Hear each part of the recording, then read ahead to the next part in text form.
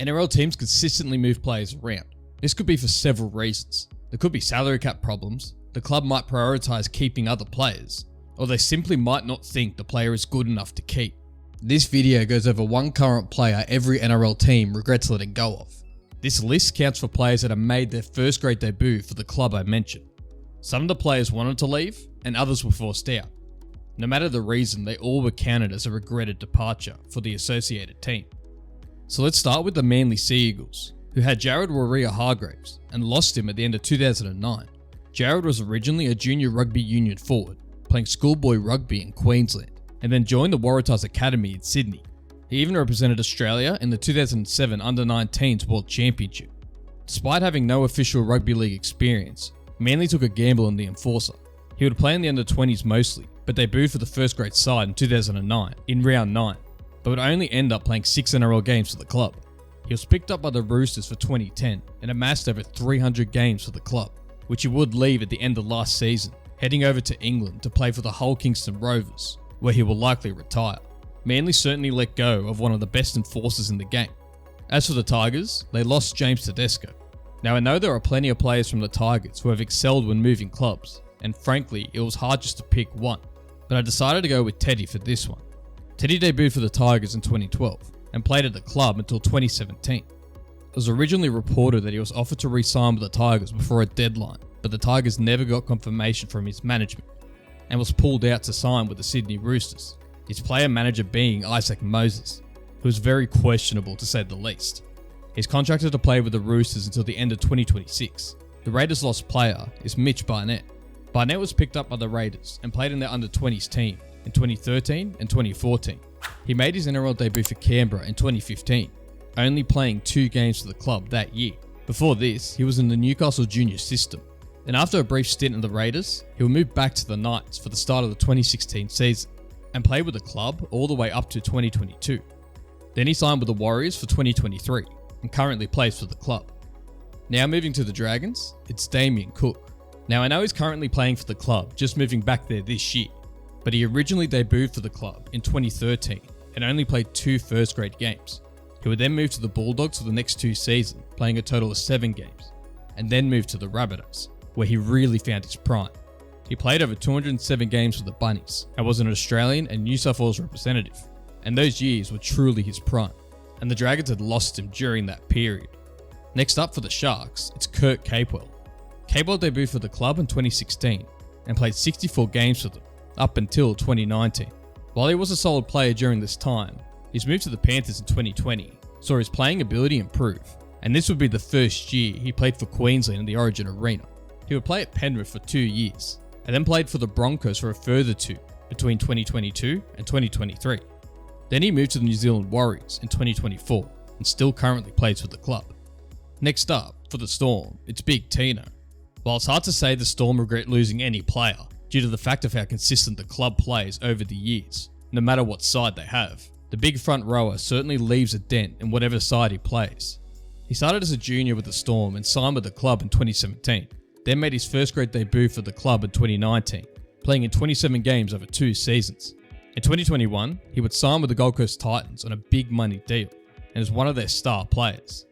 Next, for the Panthers, it's James Fisher-Harris. While James asked to leave for personal reasons to move closer to his family in New Zealand, the Panthers still have missed him in their forward pack. He started as a junior in Penrith for the SG Ball team in 2013 and would make his first grade debut for the Panthers in 2016, playing over 200 first grade games at the club. He would move to the Warriors at the start of this year. While the Panthers have regained their form in the back half of this season, any team would suffer a major loss when the big fish leaves them. Now for the Gold Coast Titans, we have Jahrome Hughes. Hughes was originally playing for the Roosters in the SG Ball team, but was signed by the Titans in 2012 and made his first grade debut in 2013, only playing 1 NRL game for the club.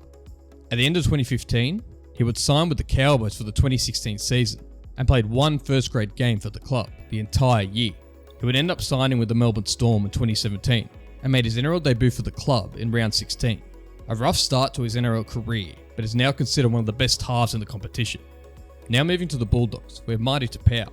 The big hitter was known for his massive collisions with his time at Manly, but he started his first grade career with the Bulldogs in 2010. and played 21 games between 2010 and 2013.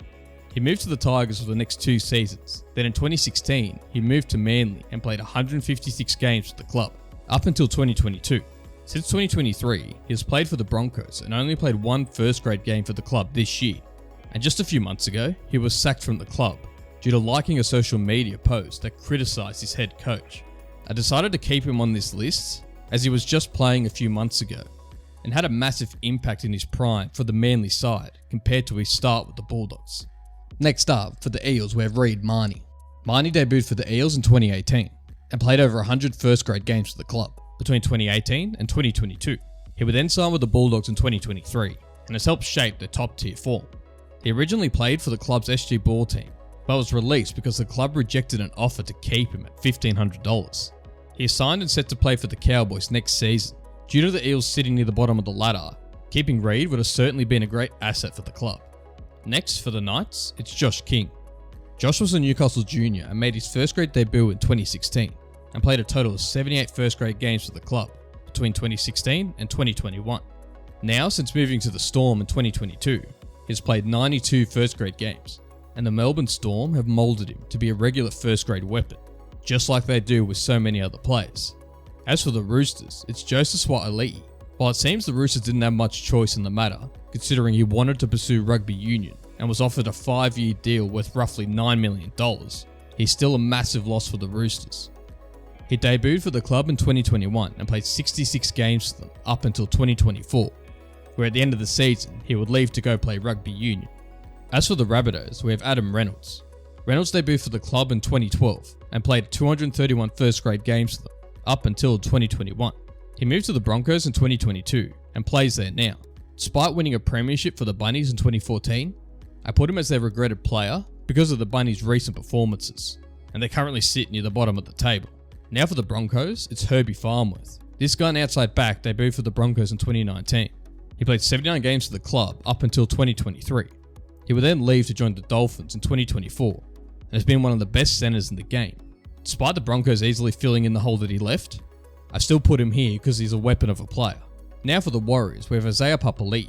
He debuted for the Warriors in 2017 and played 63 games for the club, only to sign with the Eels for the 2021 and 2022 seasons. He would then play for the Tigers for 2 more years, and now plays for the Penrith Panthers. While he certainly is a strong forward, he hasn't been as regrettable of a loss when compared to someone like Jerome Hughes. The same has been true for the last few players on this list, which I'm sure you might have noticed.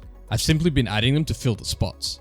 And finally, for the Cowboys, we have Viliami Kikau. Despite him not playing any regular season games for their first-grade side, I'm slightly bending the rules of this video because he played a pre-season trial game for the club back in 2015.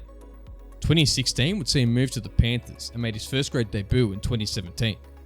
He went on to play 123 games for the club, and then would move to the Bulldogs in 2023, and has played here ever since. Truly a monstering forward that the Cowboys could have used. Now that's one player every team regrets losing.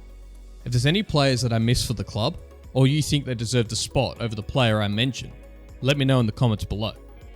Thanks for watching.